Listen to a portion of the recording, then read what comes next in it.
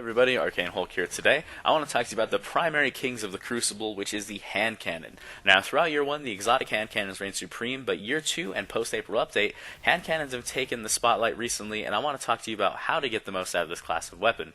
Hand cannons, generally in Year 2, have often been ignored by players because they're seen as inconsistent and too low on ammo.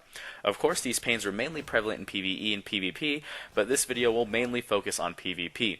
Now, first off, I want to talk to you about the benefits, the pros, we'll get to the cons later, of a hand cannon. The main draws of these weapons, of course, is the unrivaled versatility. You get stuff like inner accuracy, the ability to heavily flinch enemies, and you have some new ways to challenge engagements as opposed to something like a fusion or a pulse rifle. Now, what makes them so versatile? Well, they can be used in any situation, barring the longest range engagements. So whatever kind of battle you're going into, there is a hand cannon that fits that scenario. For example, if you need to shoot someone from halfway across the map on Widow's Court, you're going to want to go with something like Ice Luna or the Vanity, Hawkmoon, maybe even Thorn, something that has a very high range stat, so it greater affects your aim assist when you're trying to hit those longer range shots. But of course, if you want to go with something a bit more close range, you can't really go wrong with the Last Word or maybe even a sidearm. I think sidearms are very similar to hand cannons in that respect. But of course, close range, high rate of fire, high damage will reign supreme every time. But for longer range, you want something that's a little bit more accurate at range. Maybe not the highest rate of fire, but does heavy damage, because when you're shooting from long ranges, flinch does play a major part. And that segues into what I'm going to talk about next, which is the flinch.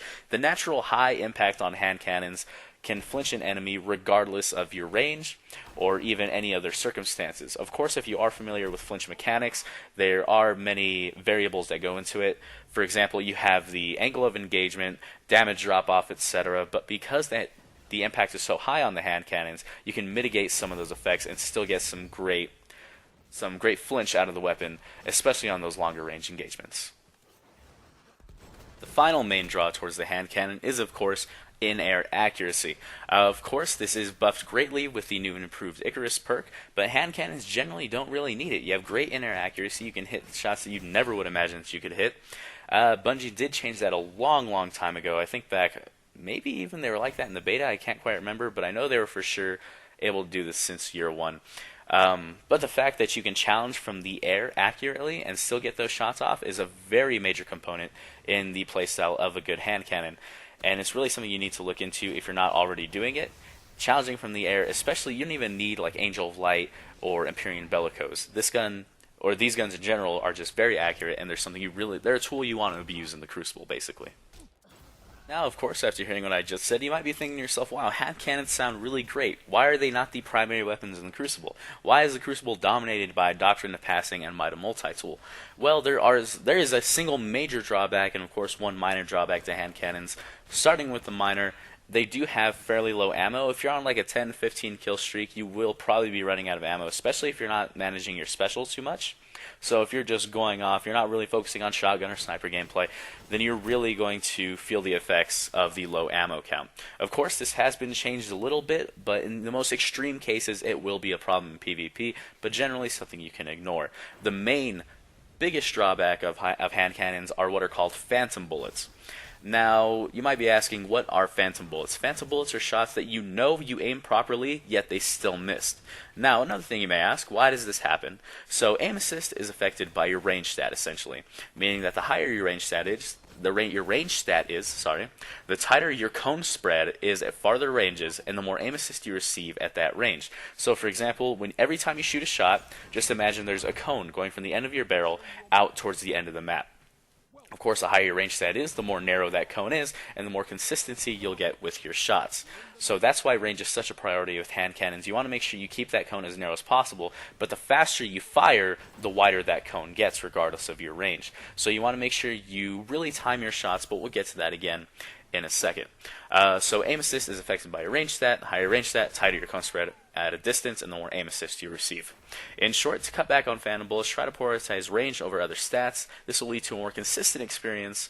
We'll cover the desirable perks later on, but I want to talk to you about how to use the weapon effectively first.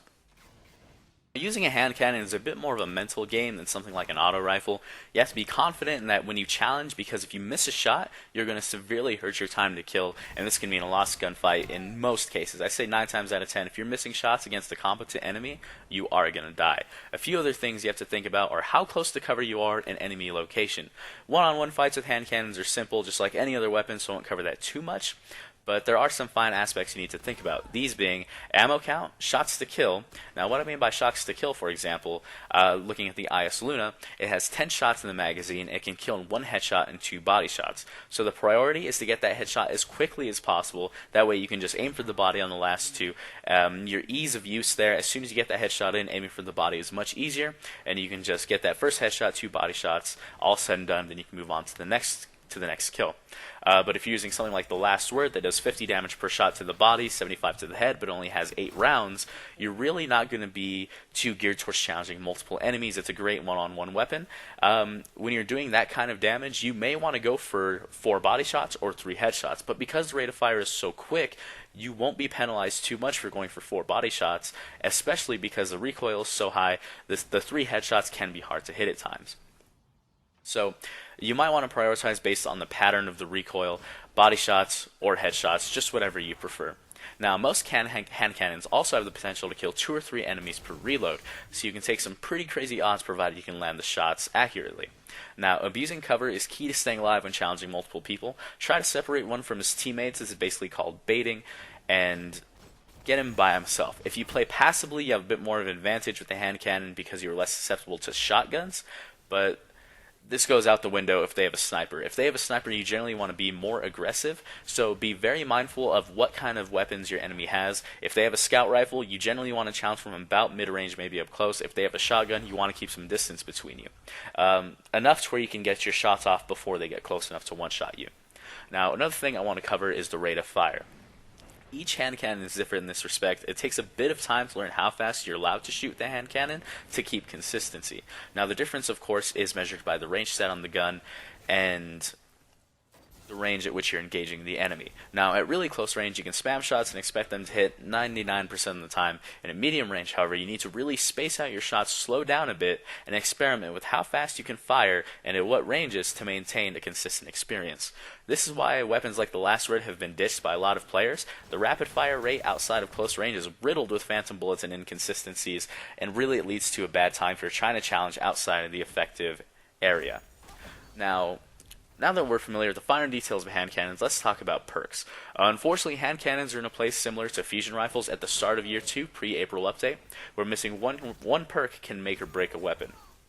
Now, if you remember back at the beginning of Year 2, it was brace frame or bust on fusion rifles, whether or not they were effective or not. And hand cannons are similar, except that you have to have something like reinforced barrel or rifled barrel to make sure that you're in good shape. Although if you have something like rangefinder and small bore, that is a pretty significant range boost. I'd mess with it. I'd test it out and see what you think, but generally you want reinforced barreled or rifled for the biggest buff to range. Now, for the second column, you have a few key choices. I like spray and play personally because as soon as your as soon as your clip is empty, especially if you have something like quick reload gauntlets, you can get that magazine back up in no time. Rangefinder, of course, is another top tier option because it just increases consistency.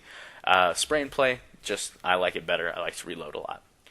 Next, column 3. Column 3 is pretty easy, but it's not defining like the range stat. So if you get a hand cannon, always look at the second column. If it has a range boost, then it's probably a good pick. Now, everything else just icing on the cake, spray and play. That's not something to go for, but it's something that if you get it, you'll definitely want to use it.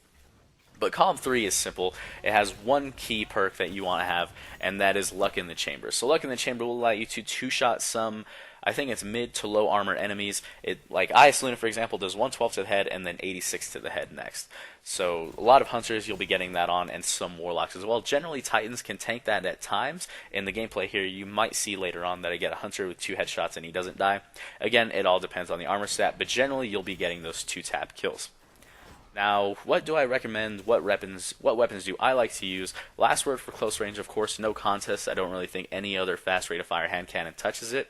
But if you want something longer range, like Widow's Court here in the gameplay, Ice Luna, Hawk Moon, Thorn, and I'm thinking of something else. I can't remember. Oh, Vanity. I don't remember. I always forget about that gun. I don't have one yet, so I never really get to use it.